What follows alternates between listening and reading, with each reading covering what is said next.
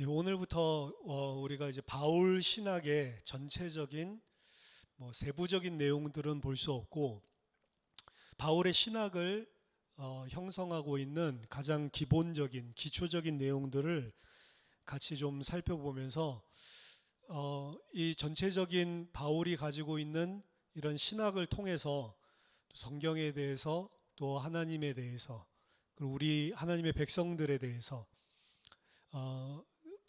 하나님의 말씀이 주시는 부분들을 또 이해할 수 있는 그런 시간을 가지려고 합니다. 이번 이 바울 신학의 기초 부분에서 다룰 내용은 바울 신학의 기본적인 내용이고요. 바울 신학을 이해하기 위해서 일단 오늘 같이 좀 생각해 볼 내용은 바울의 빌레몬서입니다. 바울은 신학을 하기 위해서 오늘날 많은 신학자들이 그렇게 하는데 뭔가 거대하고 복잡한 것을 정리해내고 또 요체를 파악해내고 그 가운데서 지적인 즐거움을 얻기 위해서 새로운 지식을 얻기 위해서 그것 만족하기 위해서 신학을 한 것이 아닙니다. 오늘 같이 우리가 살펴보겠지만 바울의 신학은 목회적인 신학이었다라고 합니다. 그의 신학이 목회적이다라는 의미는 체계적이고 학문적이지 않다 그 이야기가 아니고 하나님께서 교회에 자기에게 맡겨주신 그런 양떼들을 깨끗한 물과 그리고 좋은 먹이를 먹이고 그리고 그들을 유린하는 이 늑대들로부터 지키기 위해서 보호하기 위해서 계속해서 경계하고 그들을 살펴보는 관점에서 그의 신학을 하고 있기 때문에 목회적인 신학이다라고 하는 것입니다. 모든 관점이 사실은 하나님의 백성을 하나님의 백성답게 어떻게 하면 이들을 도와줄 수 있을까라고 하는 목회적인 관점이 그의 모든 신학의 틀을 이루고 있기 때문에 바울 신학은 신학을 위한 신학이 아니고 하나님의 백성들, 특별히 사도로서 또 목회자로서 자신에게 하나님께 감당하기 위해서 붙여주신 그 양떼들을 어떻게 하면 바르게 도울 수 있을까라는 고민들, 그들을 바르게 세우기 위한 그런 신학이었다라는 것입니다. 그래서 오늘 바울 신학에 대해서 전체적인 그림을 가지기 위해서 빌레몬서에 대한 내용들을 살펴볼 건데 빌레몬서를 통해서 바울의 신학을 본다라고 하는 것이 사실은 좀 의아한 것이죠. 로마서라든지 이런 것들을 통해서 바울 신학을 본다라고 하면은 가장 합리적인 것 같은데 사실은 바울 신학에 대한 논의를 하는 시작에 있어서 빌레몬서는 굉장히 중요합니다. 왜냐하면 빌레몬서는 왜 바울이 신학을 하고 또 바울이 서신서들을 썼죠. 그것이 이제 바울 신학을 우리들이 알 수 있는 그런 실체인데 왜 그러한 신학을 하고 그러한 내용들을 이야기하고 고민하고 있는지를 보여주는 그런 가장 핵심적인 내용들을 잘 드러내주고 있기 때문에 빌레몬서를 통해서 바울 신학에 대한 부분들을 시작하는 것은 사실은 의미가 있습니다. 이 빌레몬서의 배경은 에베소에서 걸어서 약 하루 혹은 이틀 정도 걸리는 이 골로새라는 도시에 쓴 이런 편지죠. 이 바울이 감옥에 있을 때 예수님을 이제 감옥 안에서 바울을 통해 믿게 된 그 오네시모라고 하는 그런 인물 때문에 이제 바울이 빌레몬에게 쓴 편지입니다. 이 빌레몬은 원래 오네시모라고 하는 종을 가지고 있었는데 이 오네시모가 어느 날 빌레몬에게 그 심각한 범죄를 저지른 것 같아요. 아마도 이제 서신서의 내용들에 보면 이 오네시모가 너에게 경제적으로 이런 해를 끼친 것이 있으면 나에게 다 달아둬라. 내가 다 정말로 갚겠다. 이런 내용들이 나오는 걸로 봐서 아마도 빌레몬에게 경제적인 범죄를 하고 도주하는 와중에 또 다른 죄목 때문인지 이 감옥에 가게 된 것 같습니다. 그래서 이 오네시모가 바울을 감옥에서 만났고 그 만남을 통해서 예수 그리스도를 믿게 됐죠. 오네시모는 아마도 자신을 대신해서 이 바울이 이 서신서를 써주고 호소하기를 원하고 있었을 것입니다. 왜냐하면 그 당시에 이 탈주한 이 노예 종들은 당연히 그 주인을 화나게 만들었을 것이고, 그리고 화나게 만드는 것 정도가 아니고, 만약에 그 주인에게 붙들리게 되거나 이렇게 되면 관계 틀어지는 정도가 아니고 사실 사형에 당하는 그런 형벌을 받을 수도 있는 그런 상황이었기 때문에, 이제 예수를 믿고 나서 이제 자신에 있었던 과거들을 이야기를 다 털어놨겠죠. 그리고 이 바울이 너무나 잘 알고 있고 또 아끼고 있는 그런 동역자인 이 빌레몬의 이 관계들을 파악하게 됐을 겁니다. 그래서 아마 오네시모가 바울이 좀 이러한 간청을 해주면 좋겠다, 뭐 이런 사적인 이런 바램을 가지고 있었을지 모르겠습니다. 좌우지간 이 바울은 자신을 통해 이 감옥에서 예수를 믿게 된 오네시모를 빌레몬서에 의하면 나의 복음 사역을 통해서 낳은 아들로 간주를 하고 있고, 나의 신복이다라고 이야기할 정도로 이 사람이 정말로 그리스도 안에서 소중한 우리의 형제구나라고 인식을 하게 되었고, 자신이 또한 귀중한 동역자로 여기고 있는 빌레몬도 이제 그와 같이 오네시모를 받아들이고 용납하기를 바라는 그런 마음에서 이 서신서를 쓰게 됐습니다. 빌레몬서 짧으니까요, 시간 되시는 분들은 읽어보면 좋을 것 같은데요. 빌레몬서 8절에서 22절에 이제 본문이 나와 있죠. 거기에 있는 바울의 요청을 보면 이제 빌레몬에게 그 오네시모와의 관계를 온전히 화해할 수 있도록 직설적이고 분명한 방법으로 이 요구를 하고 있습니다. 그 요구의 절정은 17절에 나타나는데, 17절에 보면 그러므로 네가 나를 동역자로 알진대 그를 영접하기를 내게 하듯 하라라고 명령하고 있습니다. 바울이 요구하는 것은 오네시모가 집으로 돌아가면 빌레몬은 오네시모를 바울 자신처럼 여기다, 나처럼 영접을 하라라는 의미입니다. 이것은 17절 이전에 나오는 16절에서 이후로는 종과 같이 대하지 아니하고 종 이상으로 곧 사랑받는 형제로 둘 자다, 오네시모를 그렇게 소개하고 있거든요. 분명히 너는 주인이었고, 그리고 오네시모는 종인 것이 맞고, 그리고 그 종임에도 불구하고 범죄하고 탈주한 그런 형벌을 받아야 되는 그런 입장에 있는 자가 맞는데, 이제 그리스도 안에서 그 자는 종으로 둘 자가 아니다. 그래서 너는 그를 앞으로는 종으로 대하지 말고 종 이상으로 사랑받는 형제로 여겨야 된다라고 이야기를 합니다.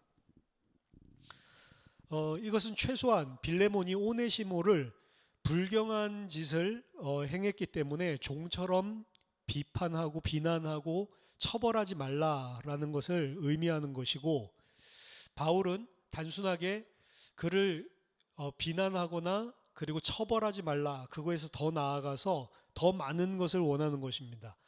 오네시모를 너는 사랑하는 형제로 대해야 된다라는 것을 바울이 원하고 있습니다. 그리고 그 단서가 뭐냐면, 만약 네가 나를 동역자로 여긴다면 너는 그렇게 해야 된다라고 이야기를 합니다. 바울을 동역자로 여긴다면 빌레몬은 오네시모를 메시아의 백성으로, 메시아의 나라에 임한 그 멤버로 받아들여야 한다는 것입니다. 이게 이제 이 서신서의 핵심적인 내용입니다. 그리고 그것이 바울이 메시아에 속하고 메시아의 가족이 된다라고 하는 개념이고 의미입니다. 다른 서신서에서와 마찬가지로 여기 빌레몬에 쓴 이 짧은 편지는 이런 이해할 수 없는 이상한 새로운 가족, 메시아의 백성에 대한 성질에 대해서 바울이 어떠한 관심을 그리고 어떠한 생각을 가지고 있는지 정확한 표지를 제공해주고 있는 것입니다. 따라서 이 17절에 나오는 이 바울의 요청은 빌레몬에게만 한 요청 핵심이 아니고, 사실은 모든 서신서들 속에서 그리스도 안에 있는 공동체들끼리 그리스도 안에 있는 백성들끼리 어떠한 생각을 형제들을 바라보면서 가지고 있어야 되냐라고 하는 핵심적인 내용을 전달하고 있는 것입니다. 그래서 이와 유사한 상호 간의 형제들을 받아들임에 대한 권고가 로마서 14장 15장에서도 동일하게 나타납니다.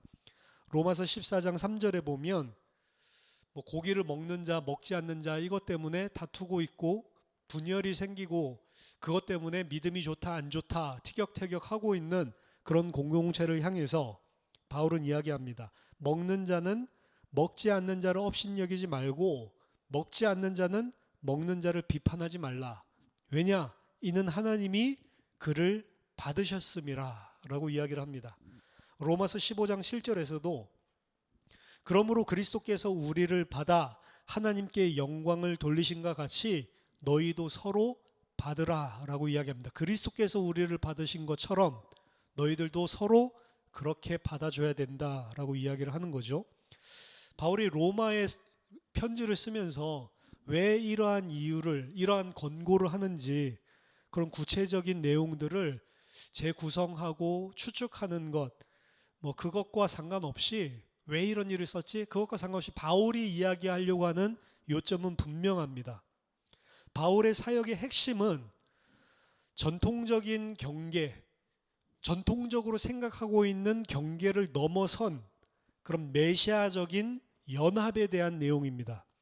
메시아 안에서 유대인이 이방인과 연합하고 그리고 종이 자유자와 주인과 또 연합하고 남자와 여자가 연합하고 메시아가 주 되심 안에서 속해 있는 모든 공동체들은 이전에 사회적으로 전통적으로 가지고 있었던 그 바운더리 경계들을 다 깨버리고 완전히 연합하여서 하나가 돼야 된다라고 하는 게 바울의 핵심적인 서신서들에서 나온 공동체들, 성도들에 대한 그런 핵심적인 내용 중에 하나이죠. 그래서 빌레몬에게도 주인과 종의 관계가 아니다. 주인과 종의 관계를 뛰어넘어서 너는 주 안에서 그를 사랑받는 형제로 받아들여야 된다라고 이야기를 합니다. 이것은 그리스도 안에 있다는 것이 무엇인지를 표현하고 있는 것입니다. 복음은 우리가 가지고 있는 이 모든 원래 가지고 있었던 우리가 가지고 있는 고정관념들, 사회적인 통념들을 깨뜨려 버리는 것입니다. 높고 낮음도 없고요. 그래서 예수님도 비유해서 이 복음을 설명할 때 어떤 사람은 한 데나리온 주기로 하고 새벽부터 불러다가 하루 종일 떼약볕 가운데 일하게 하고 그리고 1시간 남았을 때 이 마지막 시간에 또 이 종을 불러서 이 사람도 일을 하게 만들고 나중에 임금을 나눠주는 걸 보면 새벽부터 일한 사람이나 마지막 레스트 미닛에 와서 일한 사람이나 똑같이 한 데나리온씩 주죠. 그리고 거기에 대해서 불만을 표하는 사람에게 원래 너랑 나랑 계약한 게 이건데 네가 불만할 이유가 없다라고 단호하게 꾸짖는 이런 내용이 등장을 하죠. 그리스도 안의 공동체다라고 하는 것은 복음 안에서 우리가 하나님의 백성이다라고 하는 것은 사실은 이 부분이 상당히 중요한 것이고 바울은 그 핵심적인 내용들을 지금 건드리고 있는 것입니다. 그래서 바울은 빌레몬에게 이야기합니다. 그러면 너가 나를 코이노노스, 동역자로 여긴다면 그를 영접하기를 내게 하듯이 해야 한다. 갈라디아식으로 말한다면 너희는 유대인이나 헬라인이나 종이나 자유인이나 남자나 여자나 다 그리스도 예수 안에서 하나이니라 라고 하는 내용과 일맥상통하는 이야기입니다. 바울의 이렇게 새롭게 작업한 신학 속에서 반영되고 있는 이러한 하나님의 백성의 연합은 예수 그리스도 안에서 그리고 성령의 역사하심으로서만 가능한 것이고 또 지속될 수 있는 내용입니다. 그리스도 안에 있다라고 하는 그 은혜가 무엇인지 성령께서 깨닫게 해주시고 가르쳐 주심이 없으면 이러한 연합은 절대로 세상 공동체에서는 일어날 수가 없는 것입니다. 세상 공동체는 항상 따지거든요. 항상 분리를 시키고 항상 우열을 가리는 게 세상적인 공동체라고 한다면 바울이 깨달은, 바울이 신학을 통해서 성경 안에 있는 내용을 통해서 새롭게 가지게 된 시각은 그러한 차별이 없다라고 하는 거죠. 유대인인 바울로서 생각을 해보세요. 엄청나게 유대인들은 선민의식을 가지고 있고 구별됨을 강조하는 그런 자였습니다. 근데 급격하게 사실은 바울의 전체적인 시각 자체가 변화된 거죠. 하나 흥미로운 것은 바울은 빌레몬에게 오네시모를 종으로 있게 하지 말고 이제 한 형제이기 때문에 자유인으로 풀어주라, 이런 명령을 했음직한데 그런 명령은 절대로 하지 않는다라고 하는 점입니다. 흥미로운 내용이죠. 하지만 당시의 상황을 고려한다면 노예를 자유인으로 풀어주는 것은 사실은 노예가 자유인이 된다고 해서 생계를 꾸려나갈 수 있는 그런 사회적인 환경이 아니었습니다. 그래서 단순하게 노예가 나 이제 자유인 됐다, 사실은 자유인으로 풀려나는 순간 이제 더 이상 주인 아래서 먹고 살 수 있는 생계수단이 끊어지는 그런 사회적인 그런 분위기들이 있어요. 그래서 노예 종이었던 그를 자유인으로 풀어주라라고 하는 것은 사회적으로도 그때 당시에 맞지 않고, 더 중요한 것은 고대 사회에서 아무런 대안 없이 노예를 그냥 풀어줬을 때 그 사람이 먹고 살 길이 없다, 그냥 그런 이유 때문만이 아니고, 사회적인 뿐만 아니고 더 중요하게는 바울이 그 요청을 하지 않는 것은 바울의 사역적인, 그럼 바울이 가지고 있는 복음적인 측면 때문에 그렇습니다. 복음적인 측면에서 또 바울이 지금 하는 그 서신서를 쓰고 있는 이 사역적인 내용에 있어서 오네시모를 자유인으로 풀어주라라고 명령하는 것은 바람직하지 않습니다. 당연히 마땅히 바울은 이 빌레몬에게 사도로서 사도적인 권위를 가지고 그를 자유인으로 풀어주라라고 명령할 수 있습니다. 그리고 빌레몬은 풀어줄 수 있겠죠. 하지만 이런 식으로 일을 마무리 짓는 것은 빌레몬의 입장에서 보면은 그를 자유인으로 풀어주기는 하지만 여전히 그에 대한 앙금을 가지고 화를 가지고 있는 상태고 다시는 그를 보지 않을 것입니다. 그래 이제 자유인 됐으니까 네 멋대로 살아라 라고 하는 상태이겠죠. 이러한 상황이 벌어진다면 사실은 바울에게 있어서의 사역면에서 본다면 바울은 갑절로 실패하는 것입니다. 먼저 그는 빌레몬과 오네시모, 주인과 종 사이의 화해를 가져오지 못한 그런 실패를 경험하게 되는 것이고, 또한 빌레몬과 자기 사이에서도, 바울 사이에서도 틈이 생기기 시작하는 것입니다. 그래서 바울이 정말로 이게 그리스도 안에서 이 인간관계를 해결하기 위해서 가장 중요한 것은 단순히 노예였던 오네시모를 이제 자유인이 되도록 해방하는 것이 아니라 서로 상호간에 정말로 그리스도 안에서 연합하고 하나가 되게 만드는 것이 바울 사역의 핵심적인 목적입니다. 억지로 풀어주는 것이 아니고 화해된 관계, 어느 정도로 화해된 관계냐, 그냥 용서해 줄게 고맙습니다 이것이 아니고 그리스도 안에서 연합한 완전히 하나가 된 몸으로 만드는 것이 바울이 빌레몬서를 쓰게 된 본질적인 이유라는 거죠.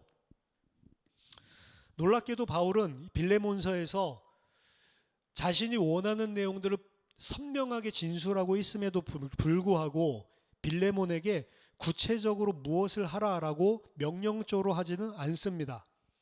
바울은 빌레몬 스스로가 메시아 안에 있다, 너는 그리스도 안에 있는 자다라는 관점으로 이 상황과 사건을 생각하고, 만약 그렇다면 어떻게 행하는 것이 옳은지 스스로 생각할 수밖에 없도록 호소하는 방식으로 빌레몬서를 쓰고 있습니다. 그것은 서두에 있는 바울의 기도에서도 이미 표현되고 있는데요.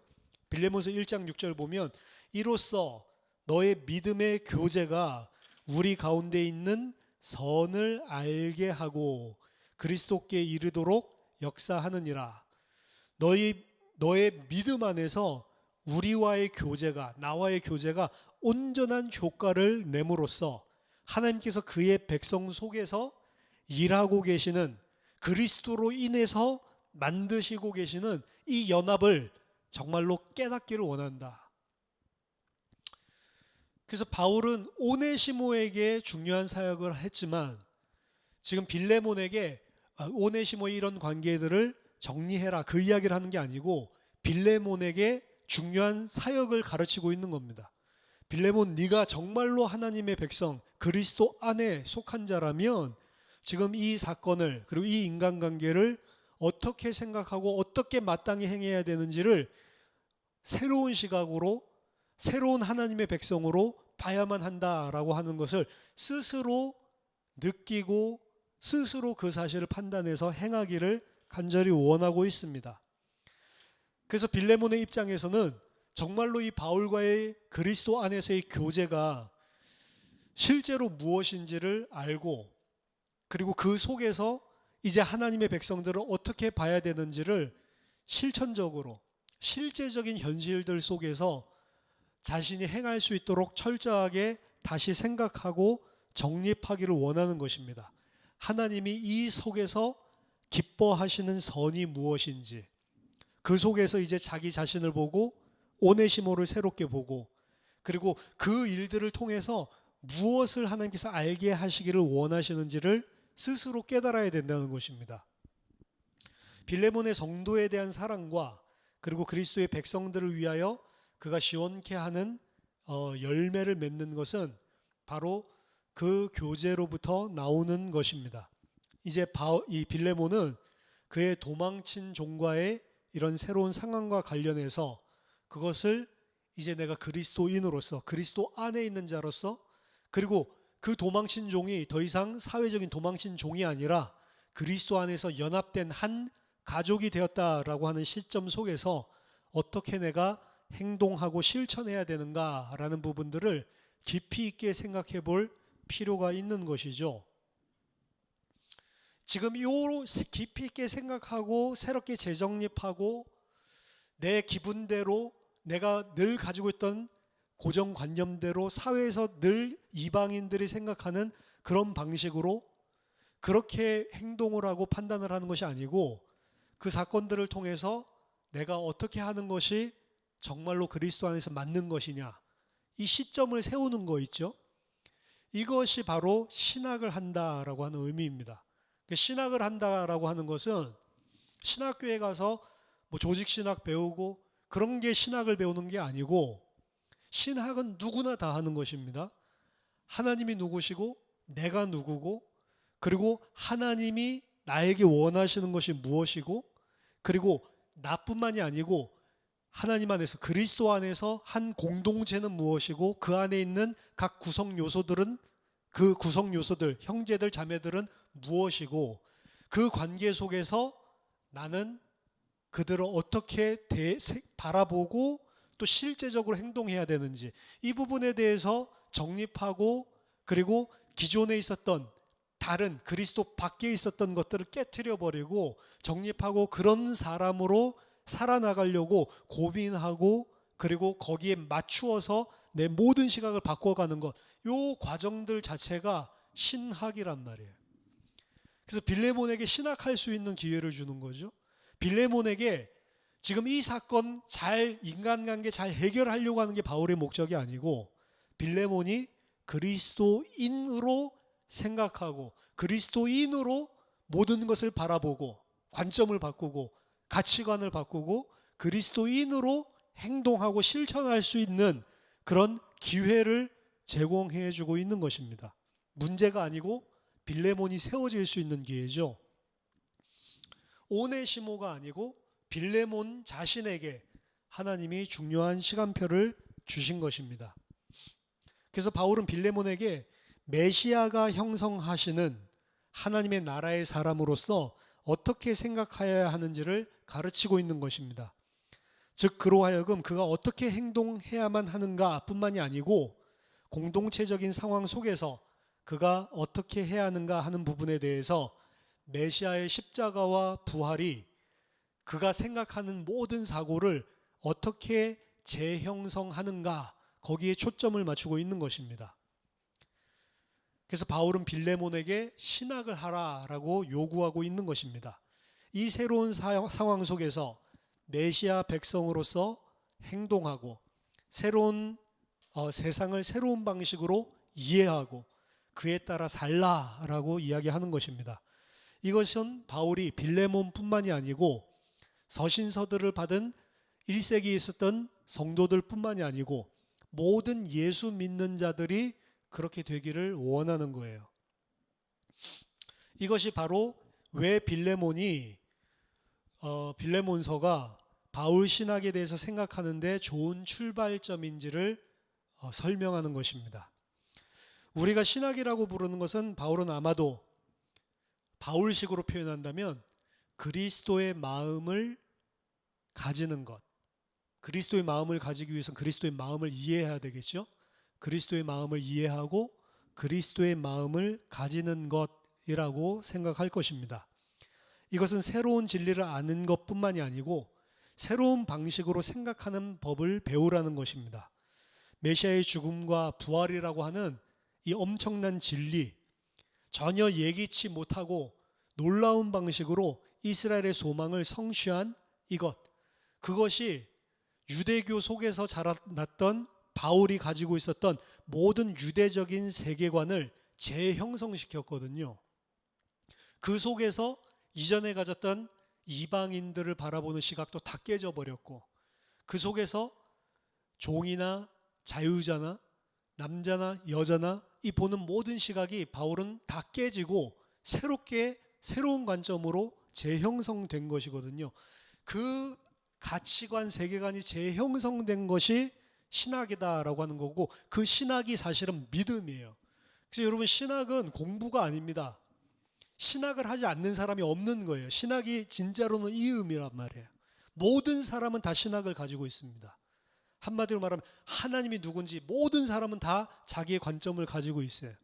그리고 그 하나님 안에서 나는 누군지, 그리고 함께 공동체된 성도는 무엇인지, 그걸 다 가지고 있는 것입니다. 거기에 대해서 뚜렷하게 생각해 볼 기회가 없어서 그렇지 누구든지 다 어렴풋하게 가지고 있어요. 근데 신학을 하지 않으면 그 부분을 오늘 빌레몬과 같이 이런 사건들을 통해서 깊이 있게 생각을 할 수 있는 기회가 없으면 그 가지고 있는 관점들 자체가 세상적인 것, 유대적인 것, 이런 것들이 다 혼재해서 있단 말이에요. 근데 이런 시간표를 통해서 바울은 신학을 하고 혼재해 있던 그것을 깔끔하게 그리스도 안에서 새롭게 재정립하는 기회를 가지라라고 하는 것이죠. 그래서 이 메시아적인 사건은 단순하게 우리에게 구원을 줬다, 그냥 구원받아서 천국 간다, 그것이 아니고 우리의 모든 지식들까지도 새롭게 다 변화시키는 것입니다. 하나님의 백성으로, 하나님의 새로운 백성으로, 새 마음을 가진 자로 완전히 다 바꿔버리는 것입니다. 그래서 이제 성령의 능력과 그의 인도 속에서 하나님께서 이것이 바로 그리스도 안에 있는 자다라고 알려주신 사실에 대해서 능동적으로 그것이 무엇인지를 깊이 있게 생각해보고 이해하고, 그리고 자신도 그 하나님이 하시는 그 일에 동참해서 자신도 그 안에서 하나님과 같이, 그리스도와 같이 생각하고 행동하는 사람으로 세워져 나가는 것입니다. 이게 우리들이 다 해야 되는 작업이고 그게 바로 신앙생활입니다. 그래서 바울이 가지고 있었던 이런 유대적인 이런 생각들은 사실은 깨어졌다라고 이야기했지만, 어떻게 본다면 깨어진 것이 아니고 하나님이 이스라엘에게, 유대인들에게 줬었던 그 약속이 어떻게 성취되어지고 그것이 진짜 진의, 진짜로 하나님께서 의미하는 그 의미가 무엇인지를 새롭게 재정립을 하게 됐다라고 보는 것이 옳습니다. 그는 유대인 신학자였습니다. 유대인 신학자로서 원래 가지고 있었던 메시아관, 그게 부활하신 예수를 만나면서 하나님이 원래 이야기하고 의도하셨던 메시아는 이런 메시아였구나. 그래서 분명히 메시아에 대한 소망을 유대인에게 주셨는데 그것은 내가 그리고 많은 유대인들이 생각하고 있었던 그런 메시아가 아니고 이런 메시아를 말한 건데 오해하고 있었구나, 이렇게 재정립을 하게 된 거예요. 그래서 유대인 신학자로서 그리고 하나님의 율법을 열심히 하던 그런 자로서 살았던 그가 하나님이 주셨던 약속이 실제로 무엇이었는지를 새롭게 이해하고, 그것이 이런 이야기였구나, 그 깨닫는 과정이 바울이 자신이 이제 신학하는 과정인 거죠.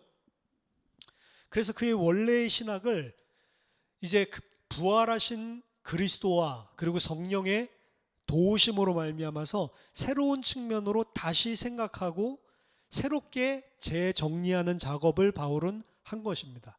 그 한 기간이 지난번에 말씀드린 바울의 생애 중에 15년 정도 되는 그런 터널 기간인 것이죠. 그리고 그 결과로서 바울은 이 하나님이 하시는 일들을 나를 통해 이방인에게까지 지금 확산시키는 그게 하나님의 일이구나라고 자신의 소명까지도 보게 된 것이죠.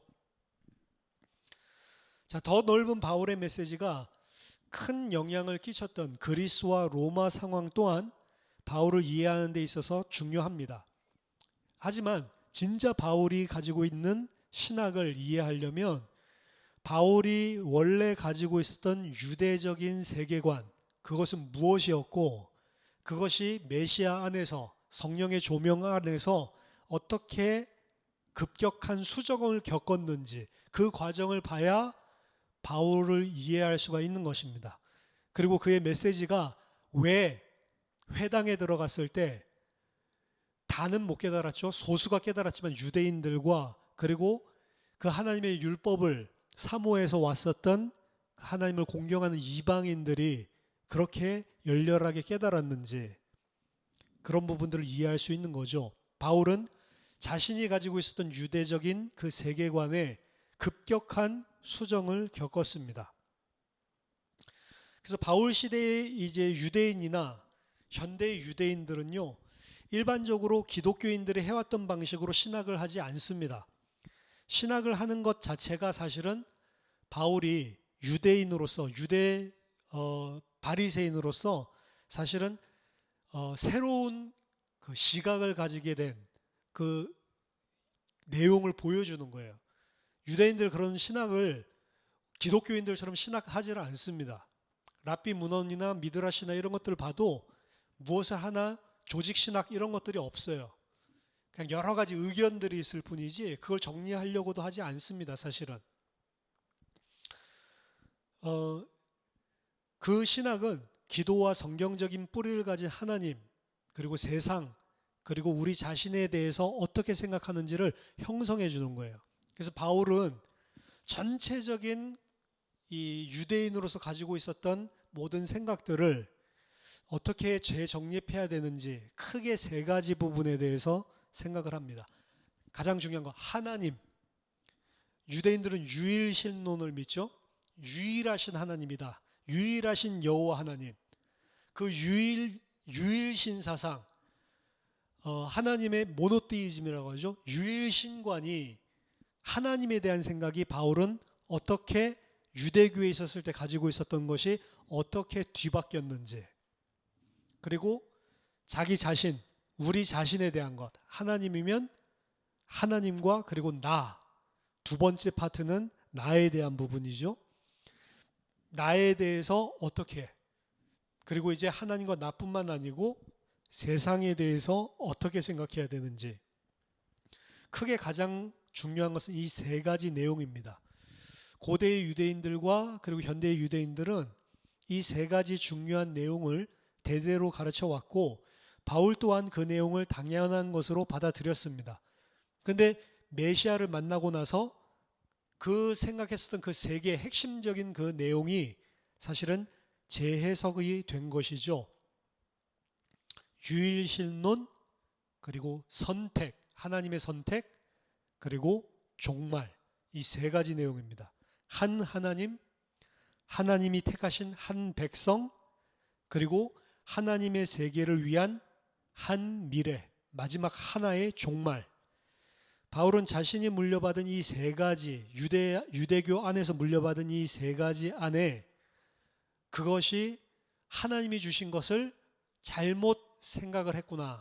이 부분을 발견을 하고 그 자신이 가졌던 그 생각을 깨뜨리는, 어떻게 하면 대적하는 새로운 이론을 가지고 일어선 게 아닙니다. 사실은 그 세 가지를 대적하고 깨뜨리려는 게 아니고 그 세 가지를 약속하신 하나님이 원래 의도하셨던 거는 이런 거였는데 우리들이 잘못 알고 있었구나. 오해하고 있었구나. 하나님이 의미하고 있었던 참 의미를 몰랐구나. 그 참 의미는 이 내용은 바로 이런 것이었다라고 하는 것으로 설명을 하고 있는 게 바울의 신학이에요. 그래서 메시아의 십자가와 부활이 없었다면 절대로 그런 방식으로 깨달을 수 없었는데 메시아의 십자가와 부활이라는 이 사건이라면 요걸 의도하신 것이었는데 우리는 진짜를 못 보고 엉뚱하게 이해를 하고 있었구나. 요걸 깨달은 거죠. 그래서 바울이 가지고 있었던 이 세 가지를 완전히 부정하고 새로운 세 가지를 세운 것이 아니고 이 세 가지를 가지고 있었고 이 세 가지가 분명히 하나님이 약속하신 것이 맞는데 그거를 오해하고 있었던 것들을 참된 하나님이 의도하신 이유로, 의도하신 뜻 그대로 밝히고 있는 게 바울의 신학이에요. 그래서 바울의 신학을 이해하기 위해서는 기본적으로 유대적인 사고 안에서 바울이 생각하고 있었던 이 세 가지, 하나님에 대한 것, 그리고 세상에 대한 것, 그리고 하나님의 백성에 대한 것, 이 부분을 살펴보고 그것이 어떻게 재해석되었는지 이렇게 살펴봐야 온전한 바울의 신학을 이해할 수가 있는 것입니다. 그래서 앞으로 바울이 가지고 있었던 이 세 가지 관점에 대해서 보게 될 겁니다. 바울이 바라봤던 유일하신 하나님에 대한 관점, 그것이 유대교회 안에 있을 때 어떻게 받아들였었는데 어떻게 그가 그 유대교 안에서 가르쳤었던, 약속했었던 그 유일하신 하나님에 대한 내용이 어떻게 재해석되었는지, 그리고 하나님의 유일한 백성, 그 유일한 하나님의 백성이라고 하는 부분, 그 선택도 달려있는 거죠.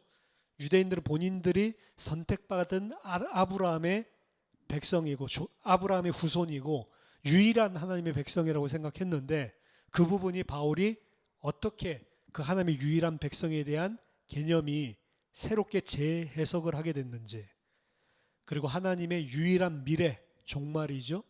그 부분에 대해서 유대교 안에서 어떻게 생각을 하고 있었는데 그리스도의 십자가와 부활이라고 하는 사건을 통해서 어떻게 재해석을 하고 가지게 됐는지, 그렇게 봐야만 바울의 신학을 올바르게 진짜로 1세기의 바울 자신이 가지고 있었던 생각의 급격한 변화를 살펴볼 수가 있습니다. 유대교 vs 기독교 이렇게 싸우는 게 아니란 말이에요. 구약 성경 vs 신약 성경, 대치 구도가 아니란 말입니다. 모든 것들이 다 구약 안에 뿌리를 두고 그것이 어떻게 성취되었는지가 신약의 내용이고 바울 또한 마찬가지입니다. 그들이 유대인으로서 구약 성경을 통해서 가지고 있었던 하나님의 약속과 계시가 무엇이었고 실제로 어떻게 성취되었는지 거기에 대한 관점들 자체가 변화되게 된 거죠. 그래서 단절성만 있는 게 아니고 연속성이 바울의 신학에는 존재하고 있습니다. 유대인으로서 가지고 있었던 그 생각들, 그 약속들은 변함이 없는 거예요. 그래서 바울이나 신약 성경에서 이야기하고 있는 것은 약속하셨던 하나님이 그대로 성취하셨다라는 개념으로 풀지, 구약의 하나님은 이런 하나님이었는데 신약의 하나님은 이런 하나님이다, 이런 말시온처럼 구약과 신약을 단절시켜서 생각하지 않는다는 말입니다. 구약이 없었으면 신약 자체가 없는 것입니다. 왜냐? 신약은 구약의 성취이기 때문에 그렇습니다. 그래서 바울이 가지고 있었던 이 신학을 크게 이 세 파트로, 하나님에 대해서, 그리고 하나님의 백성에 대해서, 그리고 마지막 종말에 대해서 어떤 큰 그림을 가지고 있는지 이번 파트에서 앞으로 세 가지 분야를 하나씩 살펴보도록 하겠습니다. 이 바울 신학을 배우는 것이 아니고, 신학은 뭐라고요? 우리의 생각과 그리고 우리의 삶을 바꾸는 게 신학이라. 우리의 세계관, 내 관점을 그리스도 안에서 새롭게 정립하고 바꾸는 것이 신학입니다. 우리는 신학 작업을 해야 되는 거예요. 신학이라고 하니까 거창하죠? 거창한 것이 아니고 아까 바울이 한 표현대로 하면 그리스도의 마음을 이해하고 그리스도의 마음을 가진 자로 우리가 계속해서 바뀌어지고 세워져야 되는 겁니다. 그 작업이 반드시 필요하죠. 우리 바울 신학을 살펴보면서 우리 자신이 더욱더 그리스도의 마음을 가지고 그리스도의 마음으로 행하는 그런 하나님의 백성이 되어지는, 세워지는 그 소중한 시간이 되기를 바랍니다. 제가 기도하고 마치겠습니다. 하나님 아버지, 은혜를 감사드립니다. 바울의 신학을 전체적으로 상고하면서 하나님이 누구시며 하나님의 백성이 무엇이며 또 하나님이 이루실 하나님 나라의 미래가 무엇인지를 분명히 알고 그 속에서 정말로 그리스도께서 우리에게 소원하시는 하나님의 백성으로 세워지는 소중한 시간이 되도록 이 시간을 축복해 주시옵소서. 예수 그리스도 이름으로 기도하옵나이다. 아멘.